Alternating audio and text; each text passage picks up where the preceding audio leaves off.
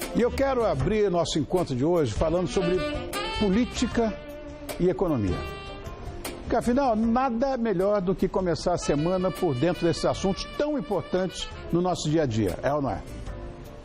E, para tanto, eu recebo este advogado, economista, cientista político, que também é graduado em liderança para a competitividade global na Georgetown University, lá dos Estados Unidos, e em política e sociedade civil pela International Academy of Leadership, da Alemanha.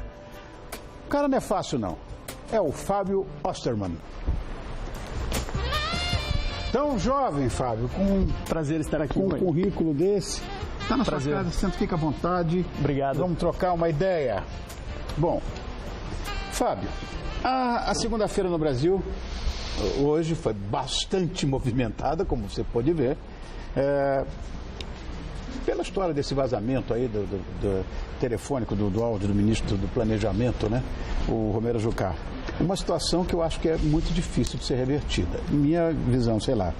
E o Temer já desenha também, na minha visão, outros cenários com possíveis substitutos.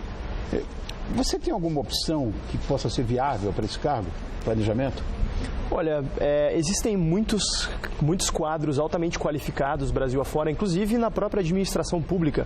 Um deles é o exemplo de um nome que já foi convidado a participar do governo, inclusive na pasta da Fazenda, que é o economista Mansueto Almeida, que certamente teria uma contribuição importantíssima no Ministério do Planejamento. É um craque, é alguém que conhece o orçamento público da cabeça aos pés. Mas, claro, uma pasta com o Ministério do Planejamento tem seu componente político importante. Esse aqui é o problema, mas acho que o presidente Michel Temer cometeu um equívoco grave ao trazer para o seu governo alguém que, claro, aparentemente é de sua confiança, mas que sabia estar sendo investigado na Operação Lava Jato, o que traz um componente um pouco mais complexo.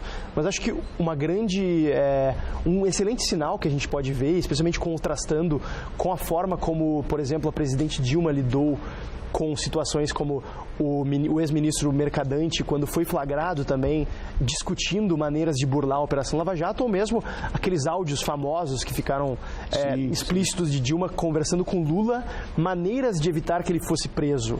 E na época, o governo Dilma seguiu mantendo até o final tentativas de salvar a pele, efetivamente, de Lula e Mercadante. Dessa vez aconteceu diferente. Temer entendeu que havia sido um equívoco e optou por afastar Romero Jucá. Eu ainda acho, como você falou anteriormente, que foi um erro o presidente interino ter escalado ministros que estão sob a investigação. Agora, desde que ela foi afastada, a presidente Dilma, ela deixou o Palácio do Planalto, mas continua na Alvorada. Ela afirma que vai se defender, que vai lutar no Senado, no Judiciário. Como é que ficou a vida dela lá no Palácio da Alvorada? A vida dela está cada vez mais complicada, especialmente porque a Operação Lava Jato segue avançando e segue acumulando evidências do envolvimento do alto escalão do seu governo em casos de corrupção. Claro, ela não sofreu impeachment pelo seu envolvimento com a Lava Jato, ela sofreu impeachment por ter infringido a lei de responsabilidade fiscal do país, o que não é algo banal, algo pequeno. E acho que isso foi um equívoco muito grave de se fazer prosperar na opinião pública a ideia de que foi uma mera pedalada. Não foi uma pedalada, não foi uma malandragenzinha, uma manobra, foi um crime. Fraudar as contas governamentais é crime. E como tal é estabelecido na nossa Constituição, na Lei de Responsabilidade Fiscal, que estabelece como crime de responsabilidade. E não sou eu, não é o Ronivon, não é quem quer que seja, um intelectual, quem vai definir se é crime ou não o que ela fez, mas sim o Congresso Nacional, que é o órgão soberano para julgar. Especificamente, a Câmara de Deputados é o órgão encarregado de autorizar a abertura do processo e o Senado Federal é o órgão encarregado de julgar. E é isso que está acontecendo. Fala-se muito em desemprego, que na verdade é recorde aqui no nosso país. E as projeções, isso me preocupa muito, indicam que vai começar a cair somente no segundo semestre de 2017, que é muita coisa. O que nos trouxe a esse cenário tão deprimente, Fábio? É realmente muito triste a gente viver em um país tão cheio de oportunidades, em um país tão grande, tão diverso, a gente está vivendo uma situação como essa. Mas isso é fruto, essencialmente, das nossas escolhas, de escolhas institucionais equivocadas. Ao longo da história do Brasil, a gente optou por seguir um caminho que se sabia que era equivocado, um caminho do cartorialismo, ou seja, de precisar da autorização do Estado para tudo, para empreender, para abrir um negócio, para fechar um negócio, para cooperar livremente, que essa foi a grande lição das nações prósperas. Quanto mais o governo sai do meio do caminho, quanto menos obstáculos o governo cria para a livre cooperação social, maior é a prosperidade, maior é a liberdade, maior é a felicidade dos cidadãos que têm a possibilidade de construir seus próprios caminhos, seu próprio rumo à felicidade. Ou seja, pouco Estado, mais progresso, muito Estado, menos progresso. Porque quando o Estado ganha espaço, a sociedade perde. Todo o crescimento do Estado se dá às custas da sociedade, tanto às custas dos recursos da sociedade, quanto às custas da liberdade do cidadão. Mas é um problema cultural nosso, porque a visão que nós, quer dizer, nós, não você e eu, mas a grande maioria da população, tem essa visão paternalista, que o governo é o culpado de tudo, que o governo é provedor de tudo, que o governo é que vai resolver. E não é assim. Olha, o que eu acho que você falou, o equívoco cometido por nós outros, que colocamos os nossos representantes lá, que muitas vezes não nos representam, aliás, só, pasme, 36%, só 36% do Congresso foi eleito por nós. O resto... Exemplo, um tiririca ganha 1,5 milhão de votos. Ele traz com ele um monte de gente que você não votou, que você não sabe nem quem é, mas vai junto para lá. Só 36% foi eleito pelo seu voto. O resto, quer dizer, tem que haver uma reforma política. São distorções do nosso sistema eleitoral. Eles não querem isso. Mas o próprio, como você se referia antes, a gente viu um paradoxo. O brasileiro, ao mesmo tempo em que ele é cético em relação ao Estado, ele odeia os políticos, ao mesmo tempo ele aceita muito passivamente que a classe política ocupe os espaços da sociedade e arrogue para si mesma uma série de atribuições que não deveriam ser delas. Por exemplo, vamos olhar para o governo federal hoje, a lista de ministérios. A gente realmente precisa que o governo federal meta a mão em tantos setores assim? Isso, na verdade, é a grande fonte de corrupção. A excessiva abrangência do governo sobre a sociedade, como eu disse antes, sempre se dá às custas do dinheiro do nosso bolso e as nossas liberdades. Então a gente precisa dizer para a nossa classe política que não aguentamos mais.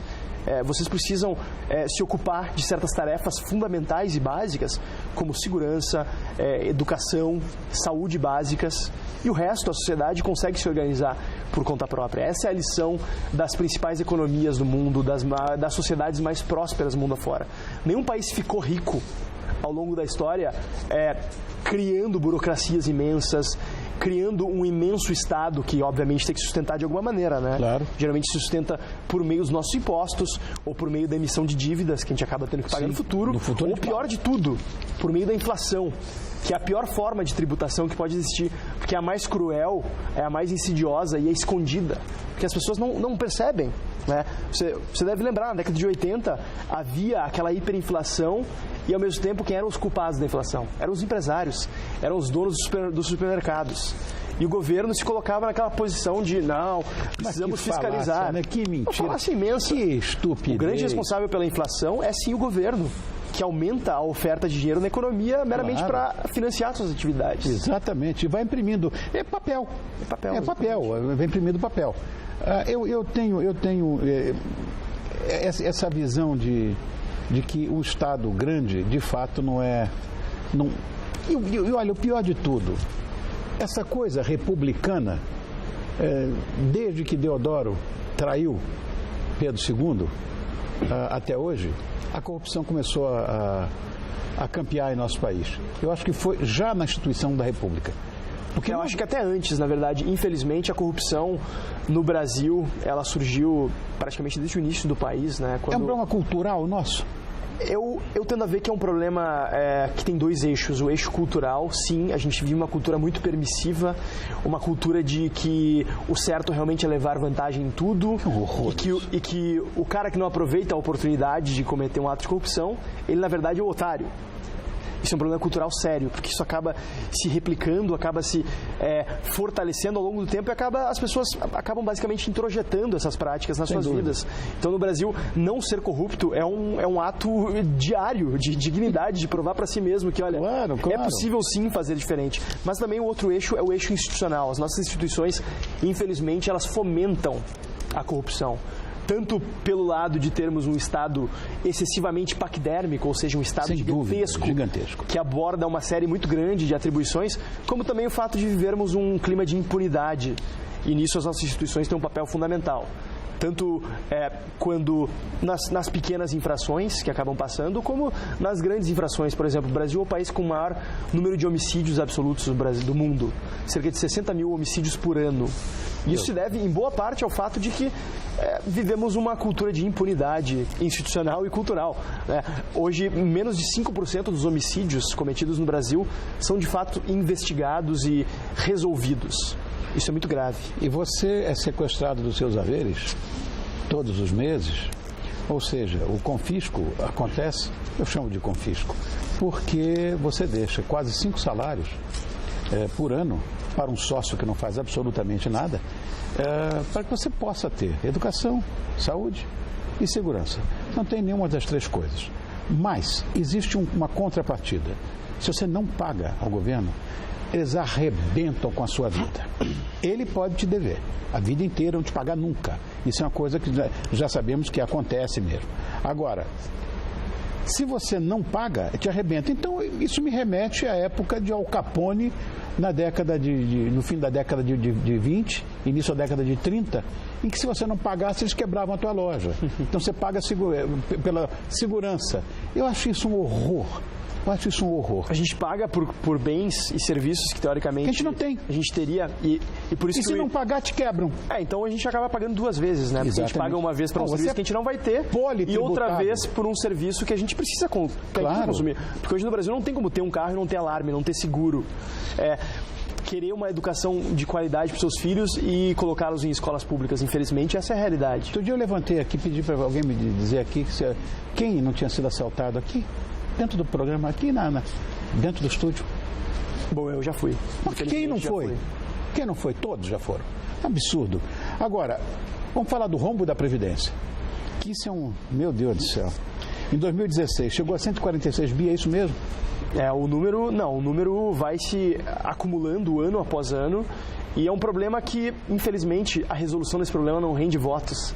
Essa é a grande questão. Como é que vai ficar a essa é a grande dificuldade. Que vai quebrar a Previdência. Porque os jovens não se preocupam com a Previdência porque está muito longe do seu horizonte.